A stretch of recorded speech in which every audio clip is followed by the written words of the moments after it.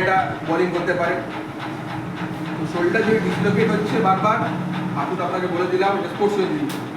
আর বয়স হলে যেটা নি পেন হয়, অস্টিও আর্থ্রাইটিস যেটা হয়, ওটা পেনটা যেটা বেশি আছে, বাইরে থেকে বেরোতে পারছেন না, নর্মাল আপনার ব্যথার ওষুধ না, ব্যথার ওষুধ তো কোনো ট্রিটমেন্ট না, ব্যথার ওষুধ দিতে হয় অনেকবার বাড়াবাড়ি করে, কিন্তু ওটা লিমিটে 5 দিন খেলো, তারপরে এক্সারসাইজ করলো, ওপর ব্যথা কম থাকছে, এক্সারসাইজ করার পরে লাইফস্টাইল মডিফিকেশন করছে, বাড়িতে বসছে না, ঠিকঠাক আছে, বাইরে বেরোতে পারছে, নর্মাল হাঁটাচলা করতে পারছে, তাহলে ওটা কন্টিনিউ হবে ব্যায়ামটা।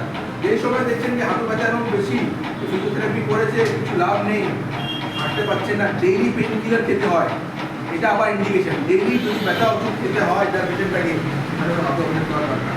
তাহলে সব থেকে বলি হাঁটু আমি পাল্টাতে পারি, কিডনি পাল্টানো আমি জানি না ভাই।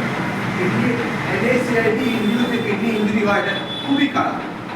এটা প্রথম না, অনেক পেশেন্ট আমি নিয়ে রিপ্লেসমেন্ট করেছি যার ক্রিয়েটিন অলরেডি 1.23 ঢুকেছে। কেন ঢুকেছে? ব্যথা ওষুধ খেয়ে।